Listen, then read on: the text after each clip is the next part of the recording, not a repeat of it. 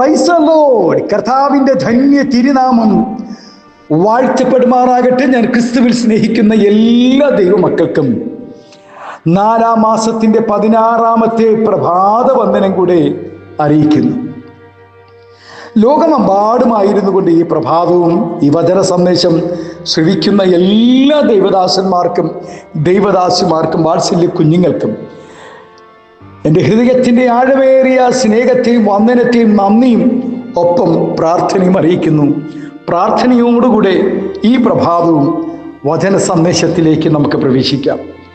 സങ്കീർത്തനക്കാരൻ ഇപ്രകാരം പാടുന്നു: ലംഘനം ക്ഷമിച്ചും പാപം മറച്ചും കിട്ടിയവൻ ഭാഗ്യവാൻ. യഹോവ അകൃത്യം കണക്കിടാതെയും ആത്മാവിൽ കപടമില്ലാതെയും ഇരിക്കുന്ന മനുഷ്യൻ ഭാഗ്യവാൻ.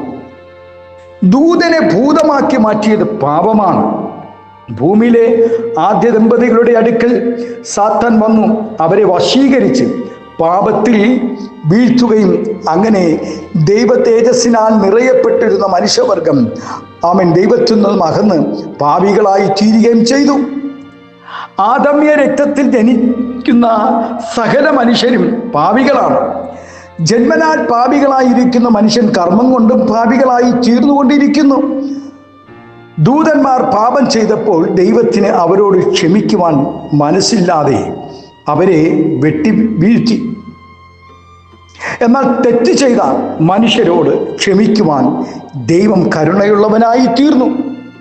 യേശുവിലുള്ള വിശ്വാസത്താലും ഏറ്റുപറച്ചിനാലും നമുക്ക് പാപമോചനവും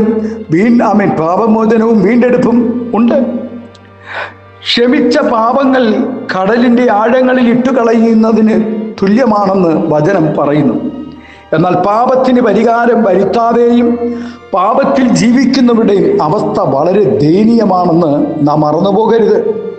പ്രാർത്ഥനാക്കാരൻ ശരിയാകാതെ പ്രാർത്ഥന നന്നായതുകൊണ്ട് അർത്ഥമില്ല. ദൈവം മനുഷ്യൻ്റെ അവസ്ഥ നോക്കിയല്ല കുഞ്ഞെ, വ്യവസ്ഥയിലാണ് പ്രവർത്തിക്കുന്നത്. കേൾവിക്കാർക്ക് ഇമ്പമായും മധുരമായും തോന്നത്തക്ക വിധം പ്രാർത്ഥിച്ചാലും തനിയെയോ സംഘമായോ പ്രാർത്ഥനയ്ക്ക് ദീർഘസമയം ചെലവഴിച്ചാലും പാപക്ഷമ പ്രാപിക്കാതെയാണ് പ്രാർത്ഥിക്കുന്നതെങ്കിൽ അതുകൊണ്ട് യാതൊരു പ്രയോജനവും ഉണ്ടാകുന്നില്ല. വചനമനുസരിക്കാത്തവരുടെ പ്രാർത്ഥന ദൈവത്തിന് വെറുപ്പ് ഉണ്ടാക്കുകയും ചെയ്യും. ഒരാൾക്ക് എന്തെല്ലാം കഴിവുകൾ ഉണ്ടെങ്കിലും ആ വ്യക്തി പാപത്തിൽ ജീവിക്കുകയാണെങ്കിൽ ജീവിതത്തിൻ്റെ ഒരു മേഖലയും ഉയർന്നു വരികയില്ല. വിശുദ്ധ ജീവിതം കൂടാതെയുള്ള ആത്മീക ശുശ്രൂഷകളും ആമേശ്വത്രം പരാജയമായിരിക്കും. ഒരു ദൈവഭക്തൻ എപ്പോഴും, ഒരു ദൈവപൈതലെപ്പോഴും വിശുദ്ധിയോടുകൂടി ആയിരിക്കണം ജീവിക്കേണ്ടത്. വിശുദ്ധ ജീവിതമില്ലാതെ എത്ര തന്നെ നല്ല ശുശ്രൂഷകൾ ചെയ്തെന്ന് പറഞ്ഞാലും, എത്ര തന്നെ പ്രാർത്ഥനക്കാരെത്തി എന്ന് പറഞ്ഞാലും ദൈവം അത് അംഗീകരിക്കത്തില്ല. അത് പരാജയത്തിന് കാരണമായി തീരും. ഇന്ന് പല ദൈവദാസന്മാരും വിശ്വാസികളും അലഞ്ഞു നടക്കുന്നതിൻ്റെ കാരണം ഇതുതന്നെയല്ലേ എന്ന് സംശയിക്കേണ്ടിയിരിക്കുന്നു. പാപത്തിൽ ജീവിതം തുടരുകയും അവസാനിപ്പിക്കുകയും ചെയ്ത ശൗലിൻ്റെയും കുടുംബത്തിൻ്റെ അവസ്ഥ വളരെ പരിതാപകരമായിരുന്നു.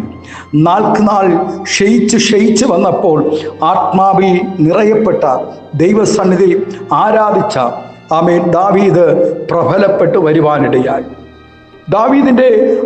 ദാവീദും തൻ്റെ കുടുംബവും ബലപ്പെട്ടു വന്നപ്പോൾ ശൗലും കുടുംബവും ക്ഷയിച്ച് വരുവാനിടയായി. പാപം ഏറ്റുപറഞ്ഞ് ദിവസങ്ങളിൽ വരുവാൻ മനസ്സില്ലാത്തതിൻ്റെ കാരണം അതുതന്നെയാണ്. ദൈവത്തിൻ്റെ കൈ ഒരുവന് ഭാരമായിരുന്നാൽ ആർക്കും അവനെ വിടുവിക്കുവാൻ കഴിയുകയില്ല. പാപത്തിൽ ജീവിക്കുന്നവർ മറ്റുള്ളവർക്കൊരു ഭാരമായിരിക്കുന്നത് പോലെ താൻ തനിക്ക് തന്നെയും ഒരു ഭാരമായി തീരുമെന്ന് വചനം പറയുന്നു. താൻ ചെയ്ത തെറ്റിന് ന്യായമായ ശിക്ഷ അനുഭവിച്ച് ക്രൂശിൽ കിടക്കുന്ന കള്ളന്മാരിൽ ഒരുത്തൻ അനുതപിക്കുകയും കർത്താവിനെ ഏറ്റുപറയുകയും ചെയ്തപ്പോൾ ദൈവം അവനോട് ക്ഷമിക്കുകയും അവൻ പറുദീസ അവകാശമാക്കുകയും ചെയ്തു. ഒരിക്കലും മാപ്പർഹിക്കാത്ത കുറ്റം ചെയ്തവനായിരുന്നു ആഹാബ്. തൻ്റെ ഭക്തന്മാരെ, പ്രവാചകന്മാരെ കൊന്നൊടുക്കുക. ആമേൻ, സ്തോത്രം. ഹല്ലേലൂയ. ദൈവത്തിൻ്റെ അഭിഷിക്തനായ അവൻ ഏലിയാവിന് വിരുദ്ധമായി, ഏലീശയ്ക്ക് വിരുദ്ധമായി എന്നും ആമേൻ, സ്തോത്രം, ഒരു ഭാരമായിരുന്നവനായിരുന്നു ആമേൻ ഈസാബേലും ആമേൻ, സ്തോത്രം, ആഹാബ്. എന്നാൽ അവൻ പാപം ഏറ്റുപറഞ്ഞു, കണ്ണുനീർ ഒഴുക്കിയപ്പോൾ ദൈവത്തിന് അവനോട് ദയ തോന്നി. സ്വയം നീതീകരണം നടത്തിയ പരീശൻ തന്നോട് തന്നെ എന്തൊക്കെയോ പറഞ്ഞു.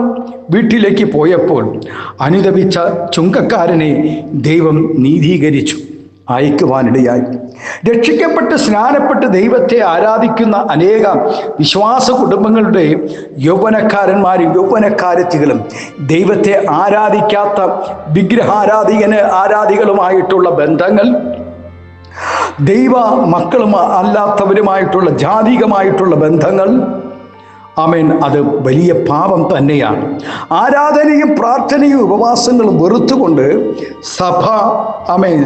സഭയിൽ വരാതെയും ദൈവസഭയിൽ ആമേൻ, സ്തോത്രം, ദൈവത്തെ ബഹുമാനമില്ലാതെയും ദൈവദാസന്മാരെ ബഹുമാനിക്കാതെയും വിഗ്രഹങ്ങളുടെ പിന്നാലെ ചെന്ന് നമസ്കരിച്ച് കുറിയിട്ട് നടക്കുന്ന എത്രയോ വിശ്വാസ മക്കൾ ഇന്നും വിശ്വാസ മക്കൾ എന്ന് പറഞ്ഞ് ജീവിക്കുന്നു.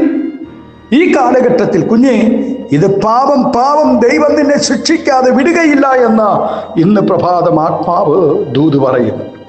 ഈ സൗന്ദര്യവും ഈ ആരോഗ്യവും ഈ സമ്പത്തും ഈ ഉപജീവനങ്ങളും തകർന്നു പോകുന്ന ഒരു സമയം നിന്റെ മുന്നിൽ വരും. നീ അത് മറന്നു പോകരുത്. അന്ന് ദൈവസഭയോട്, ദൈവദാസന്മാരോട് പ്രാർത്ഥിക്കാൻ പറഞ്ഞു കഴിഞ്ഞാൽ അവർ പ്രാർത്ഥിച്ചാലും ദൈവമാരുടെയും പ്രാർത്ഥന കേൾക്കുകയില്ല. ആമേൻ, സ്തോത്രം.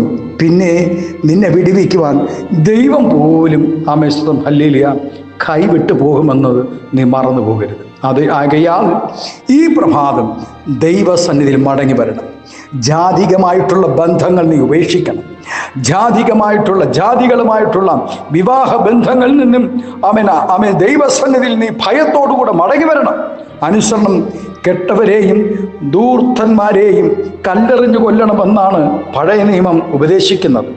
എന്നാൽ വീട്ടിൽ നിന്നും ലഭിക്കാവുന്നതെല്ലാം ശേഖരിച്ച് ദൂരദേശത്ത് പോയി ധൂർത്തനായി ജീവിച്ച് സകലവും നശിപ്പിച്ച് കളഞ്ഞവൻ അനുഭവിച്ച ഹല്ലേലൂയ, അവൻ കഷ്ടത പറഞ്ഞറിയിക്കുവാൻ കഴിയത്തില്ല.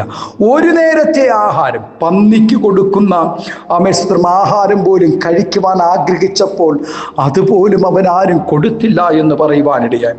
തൻ്റെ പാപത്തെ അനുദപിച്ച് അവൻ ഏറ്റുപറഞ്ഞ് തൻ്റെ വീട്ടിലേക്ക് മടങ്ങി വന്നപ്പോൾ എത്ര ആർദ്രതയോടുകൂടെയാണ് അവൻ്റെ പിതാവ് അവനെ കൈക്കൊണ്ടത്. പ്രിയ ദൈവവൈതലേ, പാപങ്ങളെ ഏറ്റുപറഞ്ഞ് അനുദപിച്ച് മടങ്ങി വരുന്നവരെ സ്വീകരിക്കുന്ന സ്നേഹവാനായ ഒരു നല്ല പിതാവ് സ്വർഗത്തിലുണ്ട്. കുഞ്ഞെ, തെറ്റുകൾ സംഭവിക്കാത്ത മനുഷ്യരില്ല.